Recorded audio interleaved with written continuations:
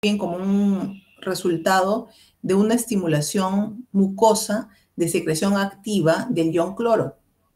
Y esto va a suceder porque existe alguna alteración en los canales de cloro en las membranas basales, en las membranas superficiales de las células intestinales.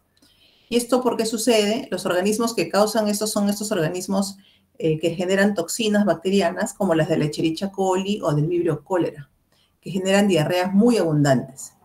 También existen algunos tumores que pueden producir algunas hormonas, como el lipoma o gastrinoma, que pueden generar este tipo de diarrea, que hacen que salga muy activamente una fuga de secreción ion cloro hacia la luz intestinal y genera una diarrea secretora. Entonces, para hacer un paralelo entre esta diarrea osmótica y de la diarrea secretora, hay algunas características clínicas que nos van a ayudar más o menos a pensar cuál de las dos corresponde, ¿no? Por ejemplo, en relación al volumen, las diarreas secretoras son esas diarreas que son las más abundantes. Si ustedes ven el volumen de ese, se calcula que puede ser mayor de 200 mililitros en 24 horas, en comparación con una diarrea osmótica que el volumen suele ser menor. Hace muchos años hubo una epidemia de cólera, del vibrio cólera, y la gente moría porque la deshidratación era muy marcada, porque estas diarreas eran abundantes. O sea, en cuestión de horas, el paciente ya estaba súper deshidratado. Otras características que lo diferencian son el pH fecal, por ejemplo, la presencia de sustancias reductoras, el sodio en heces, el cloro en heces, que va a ser obviamente mucho mayor en pacientes que tienen diarrea secretora, el cociente sodio-potasio en heces, que no, estos análisis, digamos, no son prácticos, ¿no? Nadie hace estos análisis, pero eso es para que por teoría sepan lo que sucede en estas diarreas. La osmolaridad fecal obviamente va a ser diferente, va a ser alta en una diarrea osmótica. Y un punto importante, que es algo que ustedes le pueden preguntar al paciente, es la respuesta al ayuno. Entonces, cuando uno tiene una diarrea secretora, digamos que ustedes se han infectado del vibrio cólera y ustedes dejan de comer, igual la diarrea va a continuar. Esa es una característica de la diarrea secretora.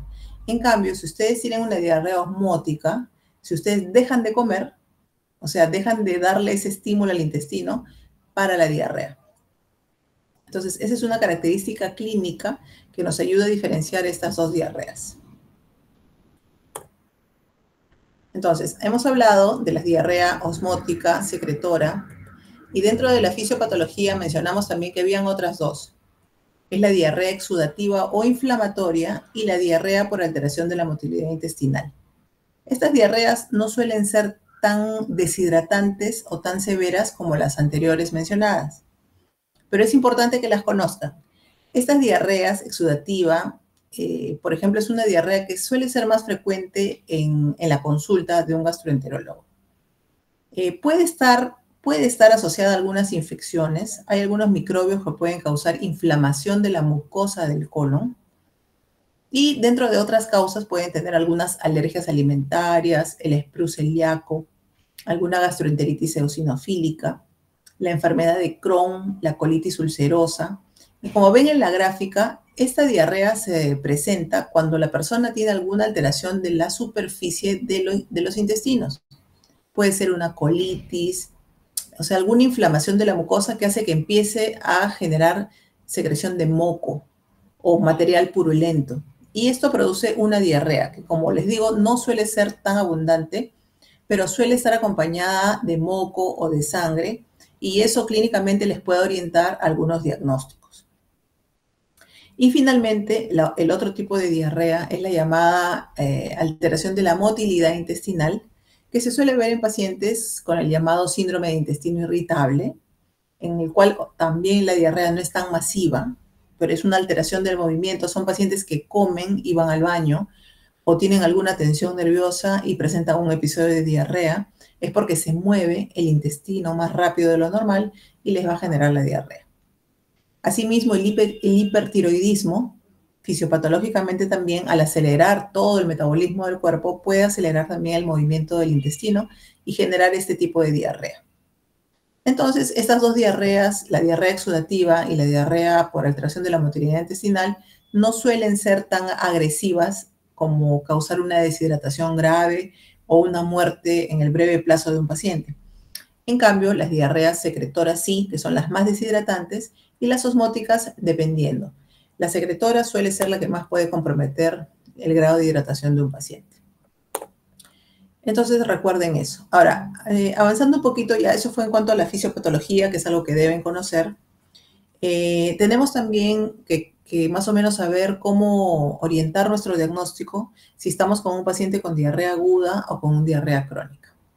¿Por qué les digo estas dos y no la persistente? Porque, bueno, los más comunes son los casos de aguda y los casos de crónica. Los casos de diarreas persistentes ameritan un estudio especial, que no va a ser tema de esta clase.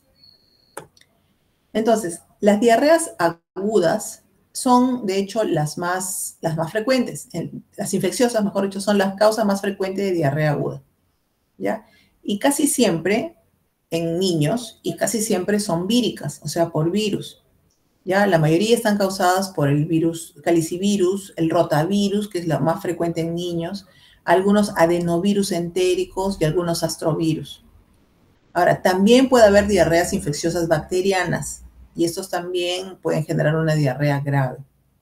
Y la infección por salmonela es la causa más frecuente de diarrea bacteriana aguda. Entonces, en las diarreas que tienen menos de 2 semanas de evolución o menos de una semana de evolución, lo primero que hay que pensar es que sea alguna etiología infecciosa. De las no infecciosas, estas podrían ser más o menos el 20% del total, ¿no? Entonces, eso les queda, recuerden que el 80% son infecciosas, el 20% no son infecciosas. ¿Qué puede pasar acá? Pueden ser 1000 causas. Entonces, por ejemplo, las intoxicaciones alimentarias son una causa frecuente de diarrea no infecciosa. Ingesta de algunas sustancias como el glutamato monosódico, metales pesados, insecticidas, toxinas que están presentes en algunos alimentos, en los hongos, en pescados o en mariscos, pueden causar una intoxicación alimentaria. La intoxicación alimentaria, ya saliendo un poco de este cuadrito, solo para comentarles, clínicamente es un cuadro bien brusco, bien abrupto. Ustedes van a ver, si alguna vez les ha pasado, ustedes comen algo que está contaminado con alguna toxina y no va a pasar ni una hora y están con dolor abdominal, vómitos y diarrea. Ese cuadro clínico es muy sugestivo de una intoxicación alimentaria. A diferencia de una infección, si ustedes comen ahorita un ceviche contaminado, probablemente recién en un día o en 2 días tengan el episodio de la diarrea. Entonces, clínicamente sí les permite más o menos tener una idea de cuál puede haber sido la causa. Cuando ustedes reciben un paciente en emergencia, tienen que preguntarle, ¿pero a qué hora comió? ¿Qué comió? ¿Dónde comió? Y si el paciente te dice, no, acabo de estar comiendo y de pronto me he puesto a vomitar, eso probablemente no es infeccioso. Y lo tienen que hidratar y, bueno, manejar de acuerdo a las molestias del paciente. También tienen que saber que hay algunos antibióticos, antihipertensivos, en general varios medicamentos que pueden causar diarrea. Y eso también como cultura general médica tienen que saber. Entonces, si ustedes ven un paciente que tiene una diarrea que no es tan severa probablemente, tienen que indagar, ¿no? Si no es tan severa, no les parece una intoxicación alimentaria, no les parece una infección bacteriana, pregunten. Un fármaco que frecuentemente se usa y causa diarrea, por ejemplo, es la metformina. La metformina es un medicamento ampliamente usado para pacientes prediabéticos, diabéticos. Y ustedes saben que diabéticos son la mayoría de pacientes que llegan a un hospital. Entonces, con mucha frecuencia, estos pacientes tienen diarrea. La digoxina también es un medicamento que causa trastornos gastrointestinales frecuentes y es un medicamento utilizado por los cardiólogos. ¿Ya? Los proquinéticos, obviamente, si es un paciente que estuvieron dándole metoclopramida, mosaprida por algún problema digestivo y de pronto empieza a tener diarreas, puede ser que sea por el fármaco.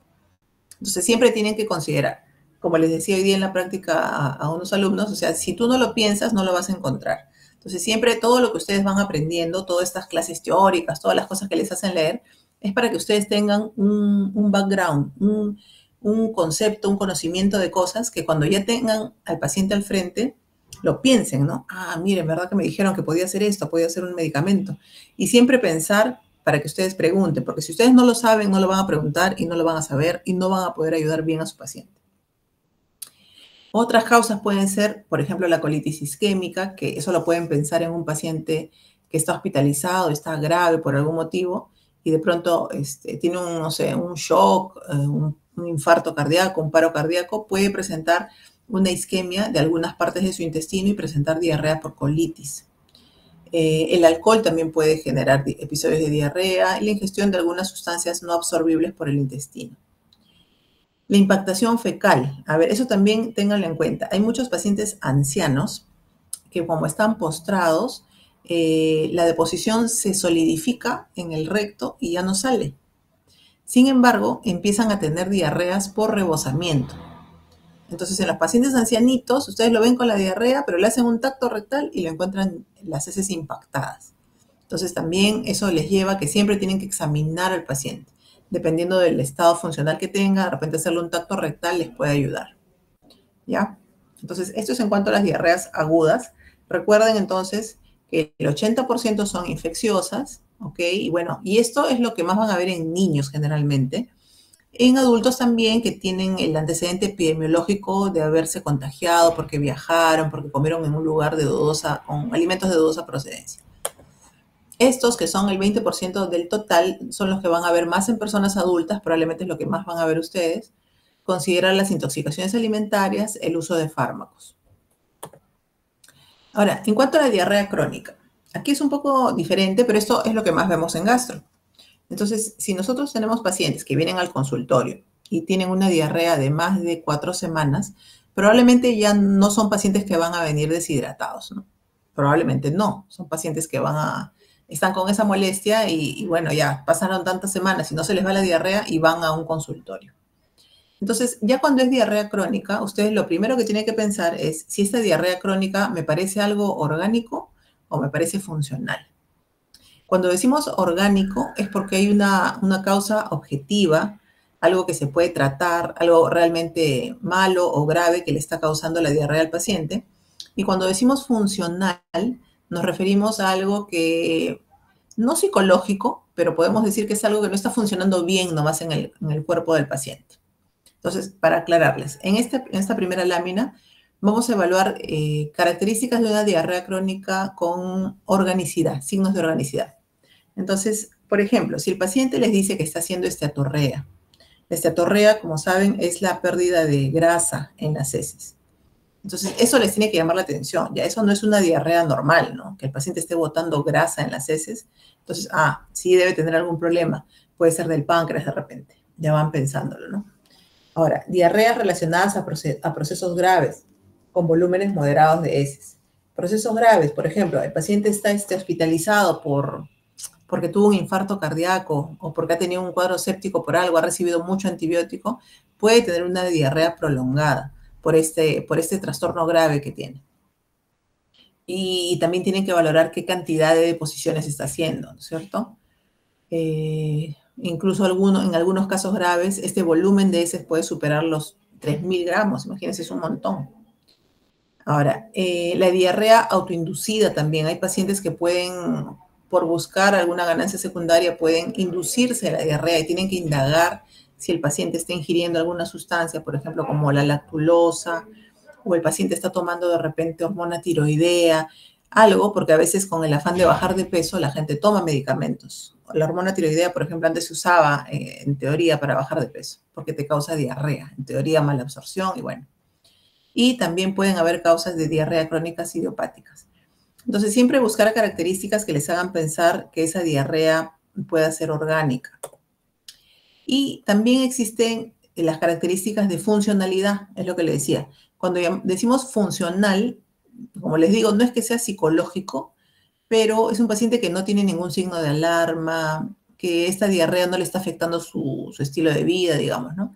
Entonces, en estos pacientes ustedes no van a encontrar signos ni síntomas de alarma, ¿no? Que sus análisis van a ser normales, no van a encontrar infecciones.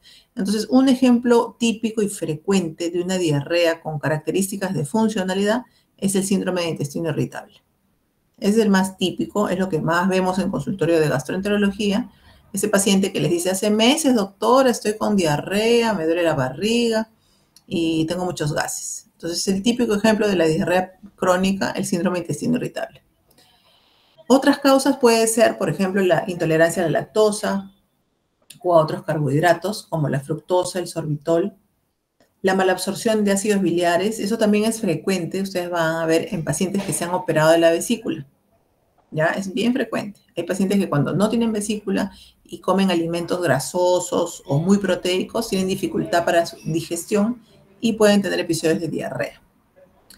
El uso de fármacos que ya mencionamos, como la metformina, por ejemplo, la lactulosa, pueden producir diarrea. La ingestión de algunos solutos no absorbibles puede producir diarrea. Y dietas que son muy ricas en carbohidratos y bajas en grasas pueden generar un vaciamiento gástrico acelerado. Asimismo, hay un cuadro que se llama las colitis microscópicas, que pueden ser colagenósica o linfocítica, que solo se diagnostican con biopsia de la mucosa del colon y que suelen ser causa de diarreas persistentes o crónicas en pacientes adultos. Entonces, en la diarrea crónica recuerden esas dos cosas, ¿no? Que hay que valorar si parece ser algo orgánico o es simplemente una diarrea funcional.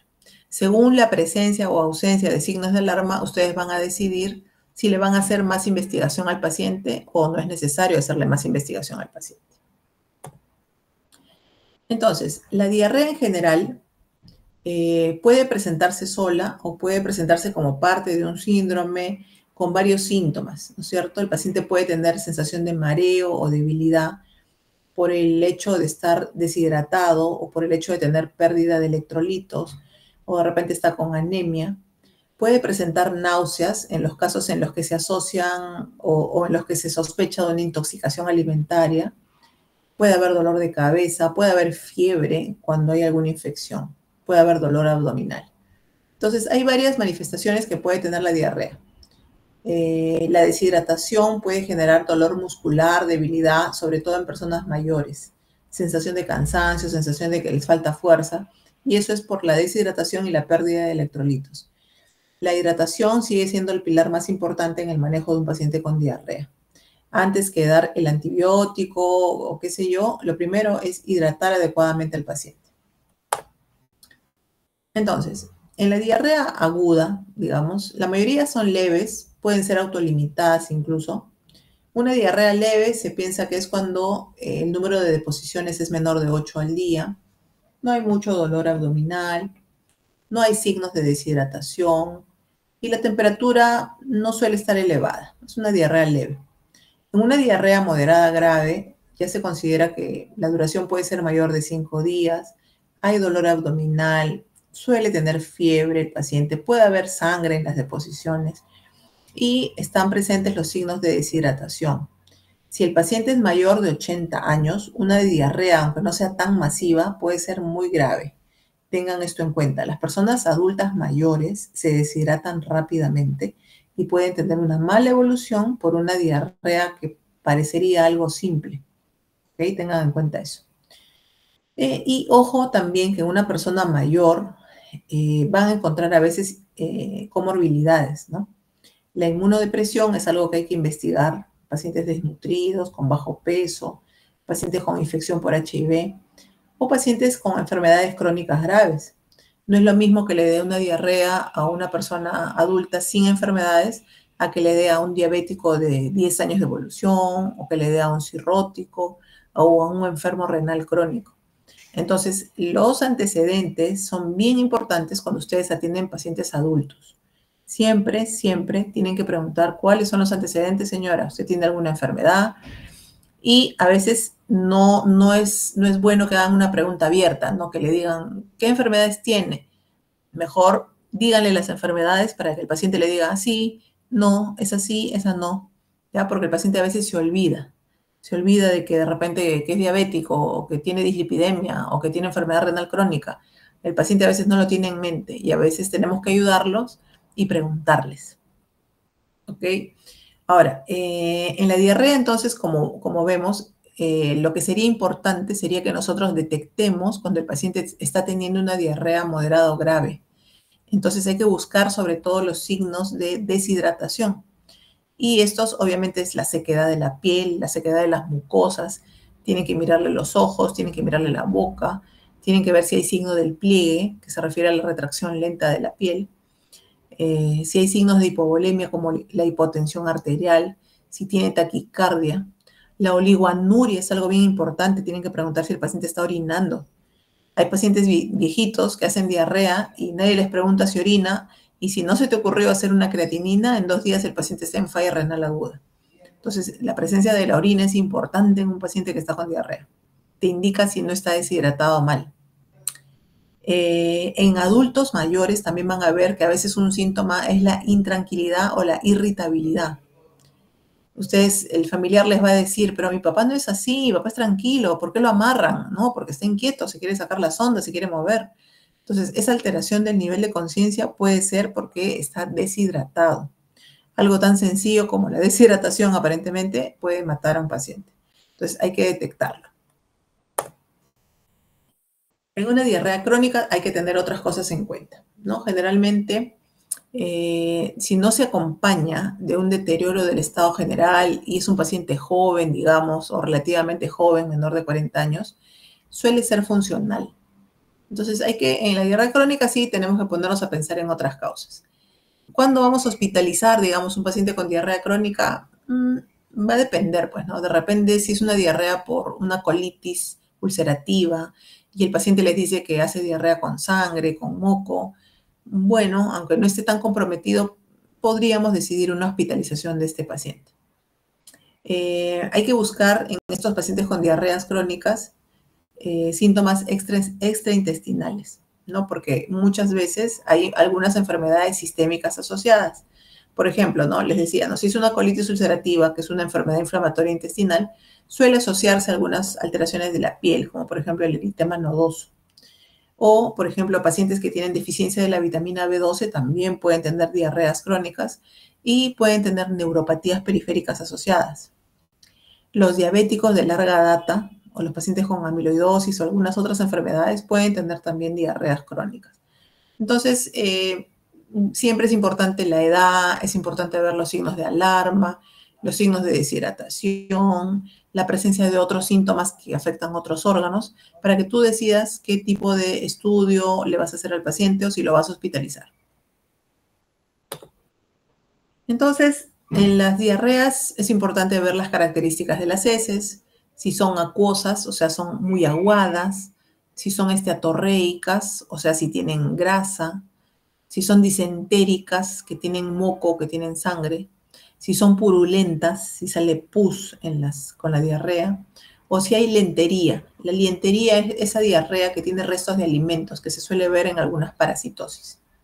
Entonces, es importante esto, sí, sí, siempre uno debe tener esa curiosidad de preguntar al paciente cómo son las diarreas. El paciente solo les va a decir, tengo diarrea, voy 5 veces al baño ya.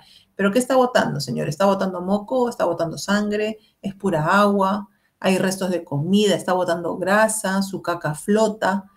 Preguntar todo eso, ¿no? Y eso a ustedes les va a orientar a alguna causa relacionada a ese tipo de diarrea. Entonces, vamos a tener que hacer una buena anamnesis, una exploración física del paciente. Hay que evaluar la duración de la diarrea, qué manifestaciones clínicas tiene, qué síntomas extraintestinales tiene, qué tan comprometido está su estado general. Todo eso tiene que ver en un paciente que tiene diarrea. Si hay comorbilidades, van a decidir si lo van a hospitalizar o si le hacen más pruebas, si es diabético, si tiene inmunodeficiencia, si se ha operado de algo, si de repente el paciente no puede ingerir por vía oral por algún motivo, ¿no? Tienen que ver si le ponen una sonda, si le ponen una vía, cómo lo hidratan. También es importante los antecedentes de viajes, ¿no? Si el paciente de repente le dice, ha estado en Egipto hace poco, se venido parasitado, ¿no? Si he viajado a la selva, ha venido parasitado, ¿no? Si tiene vacunas, no tiene vacunas, qué cosa come, de repente en qué trabaja, ¿no? Porque de repente trabaja en el mercado y su comida es en el mercado, de repente no tiene agua potable, de repente tiene contactos de riesgo. De repente es un preso, vive en una cárcel, ¿no? Y ahí también hay mayor riesgo de infecciones. O tiene contactos con animales, o tiene de repente prácticas sexuales que lo contaminan. Entonces, uno como médico tiene toda la autoridad de preguntar. Si tienes dudas, si no sabes a qué se debe la diarrea, puedes indagar hasta lo que piensas que no debes indagar. Tú puedes indagar y puedes preguntarle al paciente, ¿ya? Para poder ayudarlo y dar con un diagnóstico. Entonces, ¿qué hacer en un paciente con diarrea? Pues va a depender, como ya les dije, va a depender si están pensando en un cuadro agudo, un cuadro grave, un cuadro crónico. ¿Ya? Siempre tienen que ustedes ir desarrollando su intuición clínica, su criterio clínico, su juicio clínico. Entonces, hay exámenes sí que son básicos, ¿no? Si el paciente lo ven que está con una diarrea importante, está deshidratado, tienen que pedir su hemograma, sus electrolitos, su perfil renal. ¿Por qué es importante el perfil renal? Porque el paciente deshidratado hace falla renal, ¿ya? Entonces, siempre pidan su creatinina, su urea, sus niveles de sodio, de potasio, de cloro, para ver si está deshidratado. Podrían pedir algunos exámenes complementarios como pruebas hepáticas o PCR o pruebas de función tiroidea si ustedes están sospechando que el paciente tiene problemas de tiroides.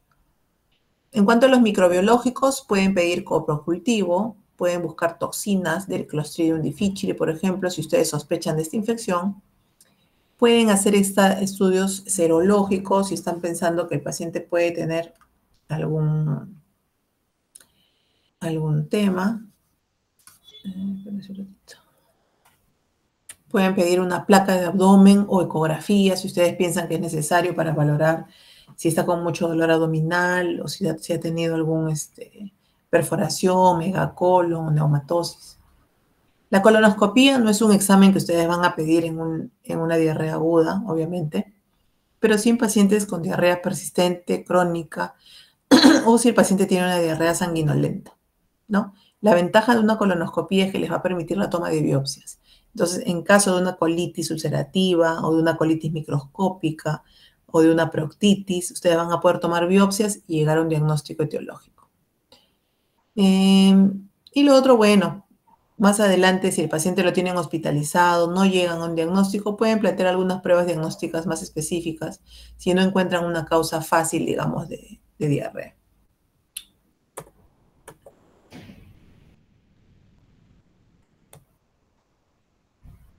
Ay, se me fue la imagen.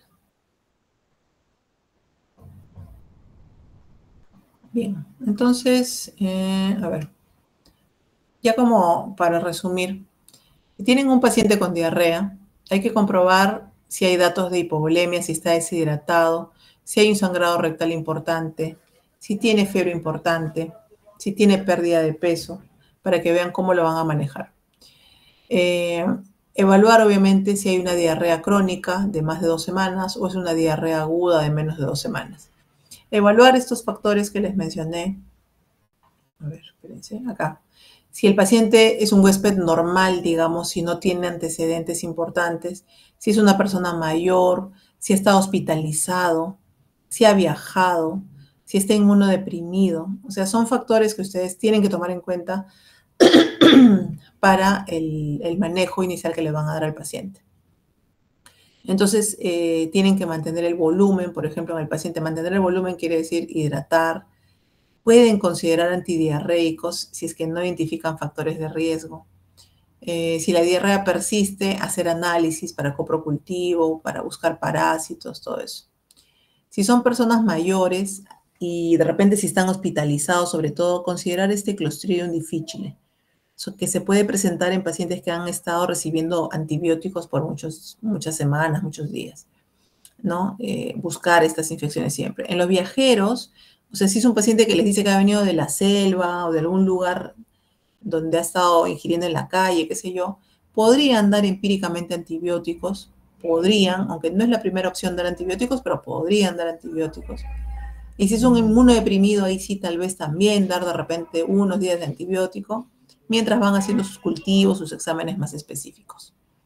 Entonces, lo importante en una diarrea es ver si hay signos de alarma, si hay deshidratación, si hay sangrado, si hay baja de peso, si hay fiebre, y también el tiempo de duración de su diarrea.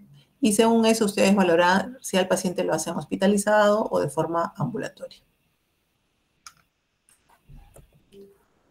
Y si es una diarrea más duradera, como una diarrea crónica, pues hacer una historia clínica adecuada, exploración física, solicitar hormonas tiroideas, el metabolismo del hierro, el perfil nutricional del paciente, algunos parásitos que pueden causar diarreas crónicas. De repente con eso pueden llegar a un diagnóstico, de repente necesitan hacer más exámenes. De repente detectaron grasas en las heces. Si hay grasas, o sea, si hay atorrea, buscar algún síndrome malabsortivo, alguna enfermedad que no permite la absorción adecuada de las grasas. Si no hay grasa, si no hay atorrea, buscar otras causas de diarrea.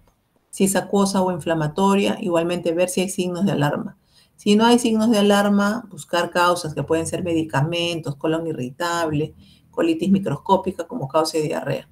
Y si hay signos de alarma, buscar diarrea secretora, tumores que pueden causar diarrea secretora, adenomas vellosos, la diabetes, el alcohol, el hipertiroidismo. Igual si la diarrea nos parece que es más inflamatoria, buscar también causas, ¿no? Gastroenteritis eosinofílica, colitis ulcerosa, enfermedad de Crohn. Buscar si el paciente se está autoinduciendo la diarrea, que también puede pasar, pacientes que les gusta tomar laxantes, usan diuréticos o medicamentos que les pueden producir diarrea, también indagar bien en la historia clínica. Finalmente, obviamente, siempre pueden haber pacientes que van a llegar a su consultorio y le van a decir, doctor, hace 10 años tengo diarrea y nadie me cura. Y bueno, ahí también nos tocará valorar si le creemos al paciente, si realmente es una diarrea. De repente es un paciente que va al baño 2 veces al día y el paciente se considera con diarrea, ¿no? Entonces, ahí siempre hay que valorar, hay que hacer la evaluación individual, digamos, de cada paciente. Bien, entonces esto es en cuanto al tema de diarrea.